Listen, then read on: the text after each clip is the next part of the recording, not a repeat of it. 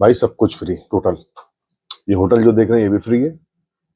Qatar में entry free, no visa charges, खाना पीना, एयरपोर्ट शटल, सब कुछ फ्री।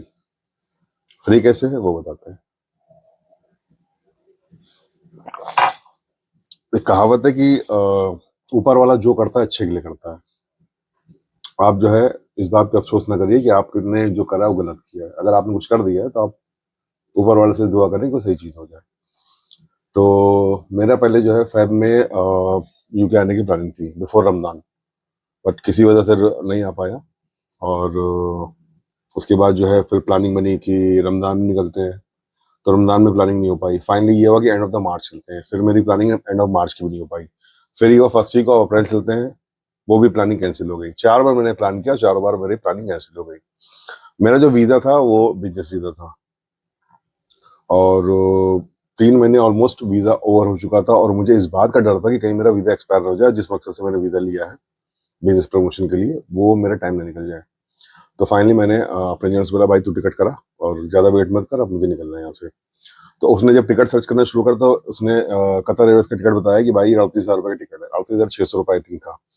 और इसमें जो है 18 घंटे का स्टॉप ओवर है। स्टॉप ओवर मीन्स यानी कि आपको कनेक्शन मिलेगा कतर से, जो इनका हमाद इंटरनेशनल एयरपोर्ट है दोहा में, वहां से आपको कनेक्शन इसका मिलेगा।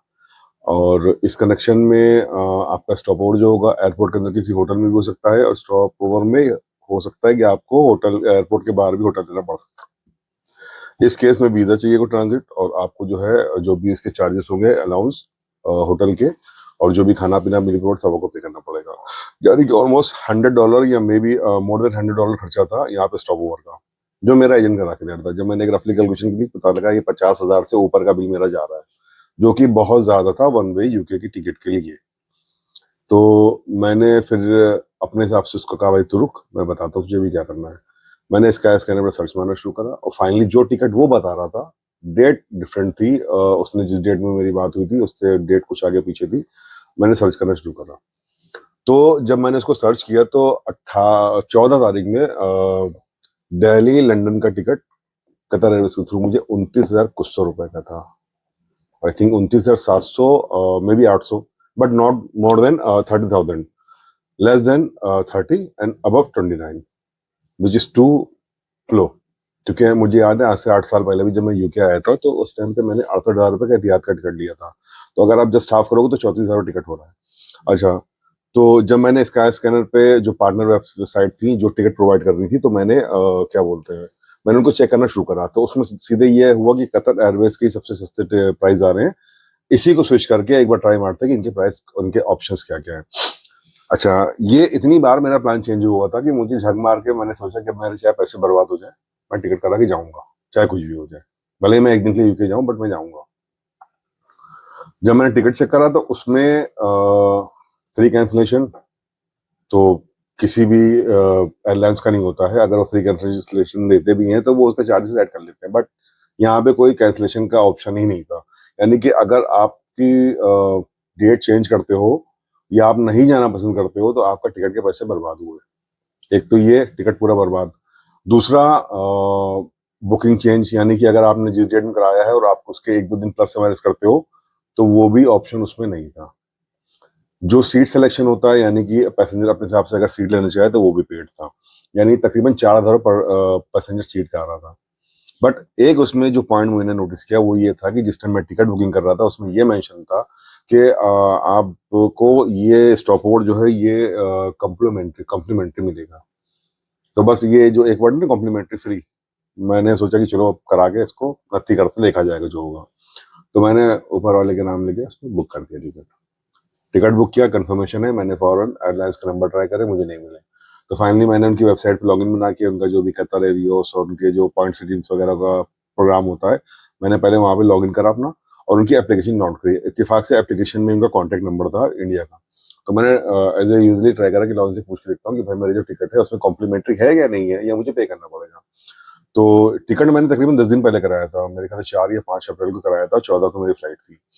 तो जब मैंने उनको फोन लगाया, उनसे पूछा, तो उन्होंने बताया कि सर ऐसा है, 72 घंटे पहले बोर्डिंग की है, आपको कंफर्मेशन आएगी। तो आप इसके लिए परेशान ना हो, यूजली होता क्या है कस्टमर ही पे करता है। यानी कि जो भी स्टॉप ओवर होगा उसमें $75 मेरी जेब से कटेंगे। भाई साहब सुन के होश उड़ गए कि इससे अच्छा तो एजेंट्स करा लेते, कम से कम एक ऑप्शन तो था कि अगर मेरी डेट चेंज होती है या फ्री कैंसिलेशन, मुझे कोई ऑप्शन तो मिल सकता था। बहरहाल अब ये था कि चलो जो हो गया देखा जाए। फिर मैंने इनको 1.5 दिन के बाद फोन लगाया। फिर फोन किया, मैंने कहा सर मुझे बताओ तो कम से कम कि मुझे पे करना है नहीं पे करना है। मैं यहाँ से अपना बैग वैग सब लेके पहुंच जाऊँ एयरपोर्ट पर, आप बोलोगे नहीं भाई आपको पे करना है, और उस टाइम पे मान लीजिए मैं कैश ना इतना ना हुआ तो क्या करूंगा। हालांकि कैश तो था, ये बस एक कहने वाली बात थी उनसे कि भाई मतलब हमें बता दीजिए बस पहले मुझे करना क्या था, कि एक तसल्ली मिल जाए, एक बेफिक्री खत्म हो जाएगी कि मेरे पे करना है या नहीं करना है। उन्होंने कहा सर 2 दिन और वेट करिए, अभी आपके फ्लाइट में काफी टाइम है। 72 आवर्स बिफोर उनका एक मेल आता है, your stopover in Doha is 100% free and complimentary, and you will also जो भी आपका डिनर होगा, खाना पीना वो सब फ्री होगा। भाई साहब पूछो नहीं, मजे आ गए।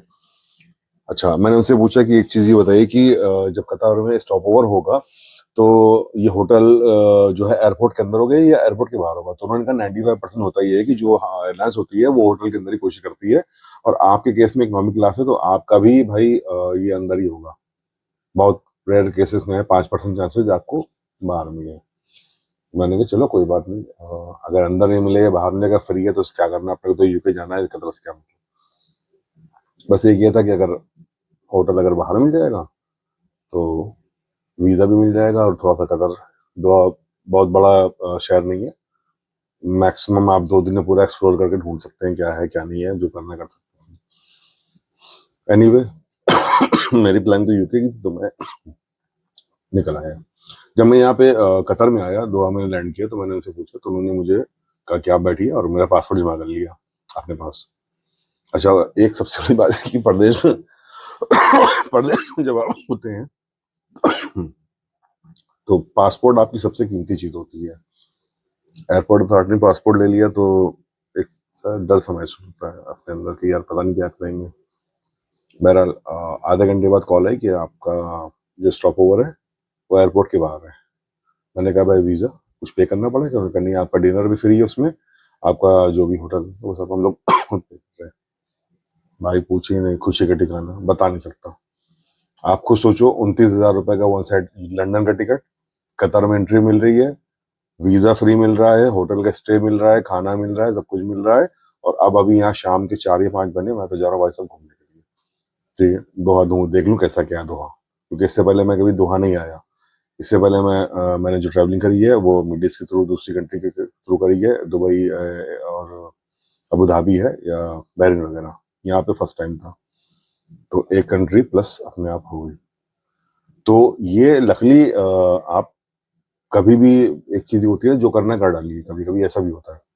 ज्यादा डिसीजन मेकिंग में और ज्यादा सोचने में तो वो चीज खराब हो जाती है। अगर मैं उस टाइम अपने एजेंट की बात मान लेता कि भाई ठीक है 38,600 रुपये तू करा दे टिकट मेरा, और मैं होटल का भी पे कर लूंगा, तो शायद आज मैं यहाँ दोहा में ना बैठा होता। तो ये मेरा सेल्फ का डिसीजन था कि जो होगा बर्बाद होगा, देखा जाएगा, जो करना है कर डालो। अगर मैं वेट करता तो शायद मुझे यकीन है कि मैं दोहा में ना बैठा होता आज। और अगर आप ऐसे दोहा प्लान करते हो as a tour, I think just for 3 days, I think at least you have to pay 50,000 off season में भी, जब होटल वगैरह सस्ते होते हैं। क्योंकि मैंने अभी यहाँ रिसेप्शन पता किया कि भाई आपने जो रूम मुझे दिया है उसका क्या चार्जेस पड़ेगा। हालांकि रूम बहुत अच्छा ही है, इन्होंने सारी फीचर्स फैसिलिटी दे रखी है, वो एक मैं नेक्स्ट वीडियो में आपको दिखा दूंगा यहाँ पे क्या क्या चीजें हैं। तो ये सोचने की बात है कि उनका जो मील है, उनके उस पे होटल का जो ब्रोशर दिया था एयरपोर्ट से मुझको, उसमें 100 कतरी रियल का उनका खाने का जो है चार्जेस है, जो एयरलाइंस पे कर रही है। दैट मीन 2400 रुपये आई थिंक एक टाइम खाना हो गया। वीजा भी सबसे सस्ता वीजा कितने का होगा यार? 4 से 5 हजार, इससे कम तो कहीं वीजा मिलेगी नहीं। अरे 3,000 का मान लेता हूँ, 2400 रुपये खाना, 3,000 रुपये का वीजा, कितने हो गए आपके? 5500 रुपये।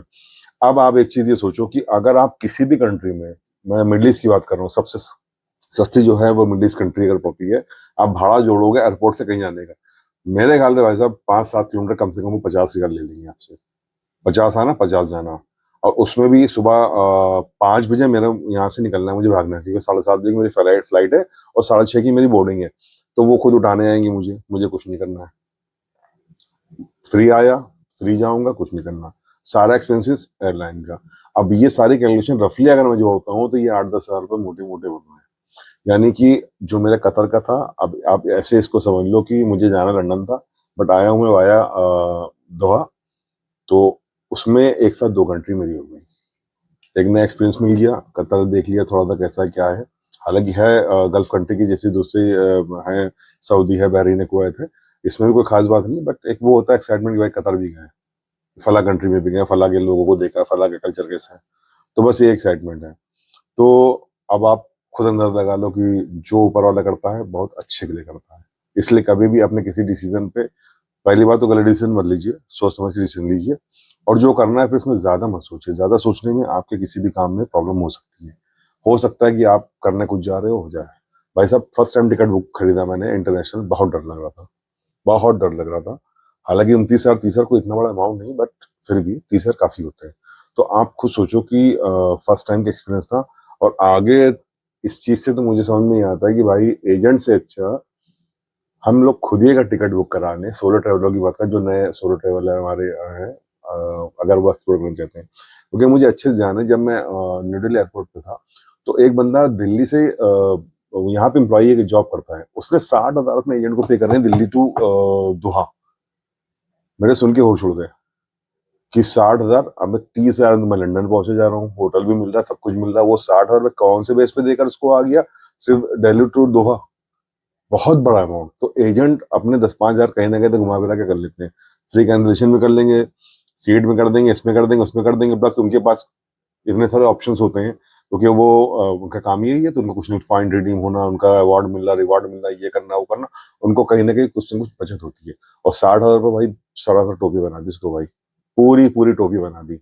तो अब आप इससे अंदाजा लगा लो कि एजेंट के थ्रू करना, एक बस ये होता है कि हमारी प्रॉब्लम खत्म हो गई, अब जो होगा हम उससे बात करेंगे, हम उसके सर के बाल नोच सकते हैं। अपने केस में करने से बेहतर बस ये लगता है। लेकिन वो भी भाई इंसान ही है, इसलिए आप जब भी टिकट बुक करो अच्छे से टर्म्स कंडीशन पढ़ लो। नहीं समझ में आ रहा है, एक बार 2 बार ट्राई 3 बार करो, कोशिश करो, सब समझ में आ जाए तब बुक करो, ये ज्यादा अच्छा। बहरहाल अब अभी तो भाई साहब वीडियो बन चुका, अब थोड़ा घूमने के लिए निकलते हैं कतर, और फिर नेक्स्ट वीडियो में इसको शेयर करते हैं।